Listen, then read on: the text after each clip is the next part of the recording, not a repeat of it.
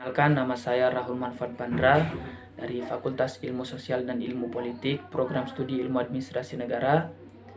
Di sini saya akan menjelaskan beberapa hal tentang apa sih itu kalimat efektif. Mungkin kita sama-sama telah mengetahui apa pengertian dari kalimat efektif. Namun di sini saya akan menjelaskan mungkin terkait inti-intinya saja apa itu kalimat efektif. Apa sih kalimat efektif? Kalimat efektif adalah kalimat yang dapat menimbulkan gagasan-gagasan pada pikiran pendengar atau pembaca yang sesuai dengan gagasan-gagasan yang dimaksud oleh pada penulis ataupun pembicara. Kalimat dikatakan efektif apabila kalimat tersebut memiliki pesan, gagasan atau ide sesuai dengan apa yang dimaksud oleh para penulis ataupun pembicara.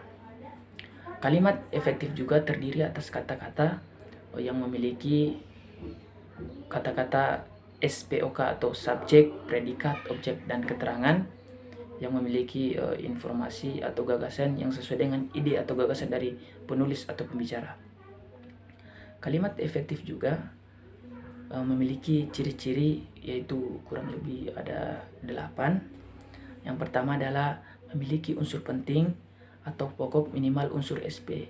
Maksudnya di sini adalah memiliki unsur pentingnya itu subjek dan predikat saja. Walaupun tidak memiliki objek dan keterangan, memiliki unsur SP saja dapat dikatakan kalimat efektif. Kemudian yang kedua, taat terhadap aturan atau ejaan yang berlaku. Maksud dari taat terhadap aturan dan ejaan yang berlaku di sini adalah kalimat efektif sesuai dengan ejaan atau penulisan maupun penyampaian yang sesuai dengan apa yang ditulis dan apa yang dibicarakan. Dan yang ketiga adalah menggunakan diksi yang tepat. Maksud dari menggunakan diksi yang tepat adalah dalam pemilihan kata atau diksi itu sesuai dengan apa yang kita bicarakan, apa yang kita maksud. Itulah maksudnya dari pemilihan kata yang tepat atau pemilihan diksi. Kemudian yang keempat adalah menggunakan kesepadanan antara struktur bahasa dan jalan pikiran yang logis dan sistematis. Jadi ketika kita menulis atau berbicara tentang kalimat efektif adalah kita menulis atau berbicara tentang kesepadanan bahasa dan jalan pikirannya itu logis atau tidak tidak keluar dari jalan pikiran yang tidak sesuai dengan akal manusia, yang jelas logis dan sistematis atau teratur. Kemudian yang kelima adalah menggunakan kesejajaran bentuk bahasa yang dipakai. Maksudnya di sini adalah kita menggunakan kesejajaran bahasa yang dipakai. Kemudian di sini yang keenam adalah melakukan penekanan ide pokok. Maksudnya di sini adalah ide pokok kita tekankan bahwasanya dalam penulisan kalimat efektif dan kita bicara kalimat efektif adalah kita tulis dengan melakukan penekanan ide pokoknya. Kemudian yang ketujuh adalah mengacu pada kehematan penggunaan kata. Maksudnya di sini kehematan adalah ketika kita menulis kalimat atau berbicara tentang kalimat efektif adalah kita paling tidak berbicara dengan singkat, padat, dan jelas, memiliki atau menulis kalimat seefektif mungkin, tapi tidak mempengaruhi apa yang dimaksud oleh si penulis ataupun pembicara. Kemudian yang kedelapan adalah menggunakan variasi struktur kalimat. Variasi struktur kalimat di sini adalah dalam proses penulisan atau pembicaraan kalimat efektif harus sesuai dengan struktur kalimatnya. Nah, kemudian penggunaan kalimat efektif. Penggunaan kalimat efektif adalah dapat digunakan pada karya tulis ilmiah, kemudian juga dalam proses penulisan skripsi, proses penulisan tesis ataupun disertasi ataupun laporan penelitian lainnya dan sebagainya yang berkaitan dengan ilmiah.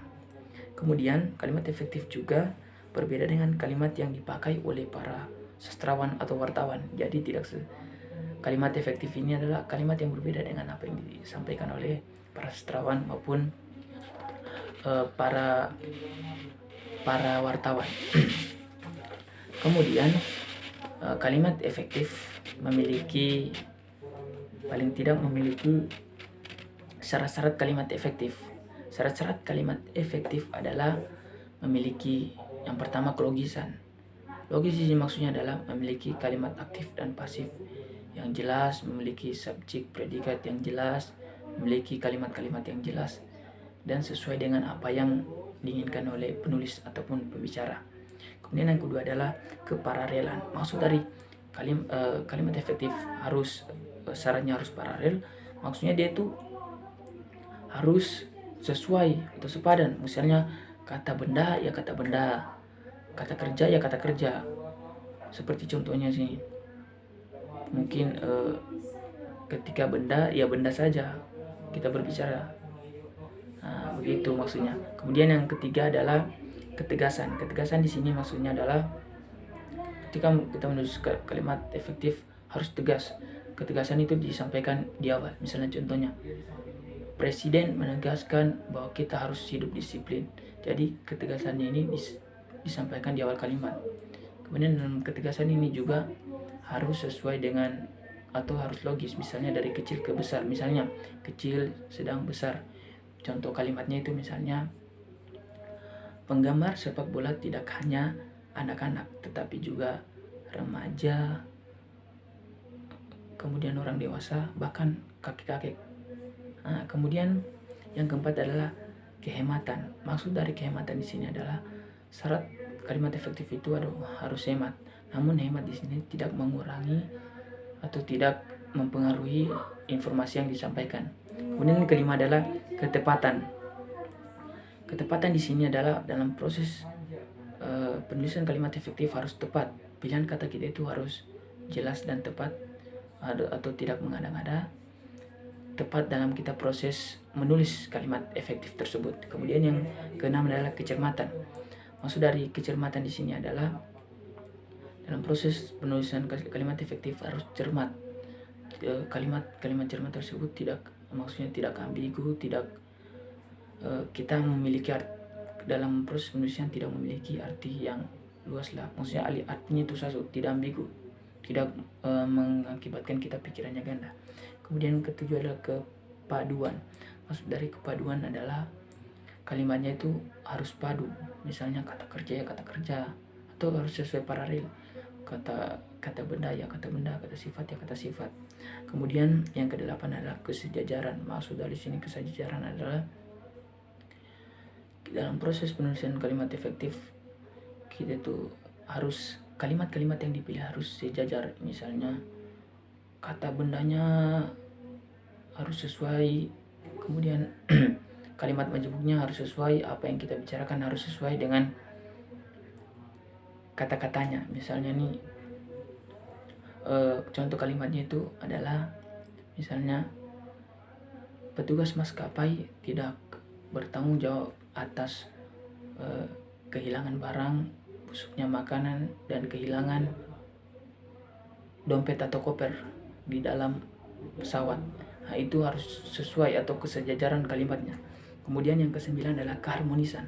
Maksud dari keharmonisan ini adalah kalimat efektif harus harmonis antara satu dan yang lainnya. Tidak harus strukturnya itu harus sesuai dengan SPOK, subjek, predikat, objek, dan keterangan. Jadi itu harmonis antara subjek atau pelakunya, kemudian predikatnya atau sifat atau situasinya, kemudian objek pendukung dari predikat, kemudian keterangan atau keterangan waktu, keterangan tempat, keterangan lain-lain. Itulah yang dimaksud dengan apa kalimat efektif itu dan arti luas. Baik, sekarang kita akan masuk tentang di penerapan kalimat efektif. Penerapan kalimat efektif ada 6 poin di sini yang dapat saya sampaikan. Yang pertama adalah kalimat efektif dan penerapan EYD atau penerapan ejaan yang disempurnakan. Dalam proses EYD kan kita ketahui bersama adalah suatu rujukan kita tentang pemilihan kata kita atau ejaan yang disempurnakan. Jadi kita harus berpatok pada buku EYD. Namun pada saat berbeda juga dengan hal-hal yang telah kita sepakati bersama. Mungkin ketika penulisan nama mungkin Soekarno yang harusnya tulisannya Soekarno, tapi ketika kita sepakati bersama adalah Soekarno. Kemudian Universitas Pajajaran yang tulisannya memakai D, tapi pada saat kita baca Universitas Pajajaran itu tentang EYD. Kemudian yang kedua adalah kalimat efektif dan pemilihan kata atau diksi. Dalam pemilihan kata atau diksi juga harus sesuai dengan apa yang kita sampaikan atau sesuai dengan apa yang kita tentang bicarakan. Kemudian juga memiliki sinonim, mungkin perbedaan kata namun memiliki makna yang serupa. Itu kemudian yang ketiga adalah kalimat efektif dan kesepadanan serta kesetaraan. Kalimat efektif juga itu harus sepadan. Di sini maksudnya adalah timbal balik antara subjek dan predikat itu harus sesuai. Kemudian kesatuan adalah kesatuan itu adalah suatu ide pokok, memiliki pikiran yang sama atau yang satu. Kemudian yang keempat adalah kalimat efektif dan kesejajaran. Untuk masuk dari kalimat efektif dan kesejajaran, bentuk di sini adalah bentuk dari kalimat efektif harus sejajar atau paralel. Kemudian yang kelima adalah kalimat efektif dan penekanan ide pokok. Ini dalam kalimat efektif dan penekanan ide pokok ini memiliki 3 poin lagi. Yang pertama, posisi kata dalam kalimat. Posisi kata dalam kalimat itu harus teratur. Kemudian urutannya logis. Maksud dari urutan logis adalah misalnya dari susah, sulit, dan sangat sulit. Kemudian yang mungkin juga kecil, sedang, besar. Kemudian itu pengulangan kata. Dalam proses penulisan kalimat efektif juga itu ada yang namanya pengulangan kata. Misalnya pemuda itu adalah seorang yang baik, dia juga merupakan orang kaya, itu maksudnya. Kemudian yang keenam adalah kalimat efektif dan penghematan kata. Dalam proses kalimat efektif juga dan penghematan kata juga ini adalah yang pertama pengulangan unsur kalimat, kemudian yang kedua pengurangan hiponimi.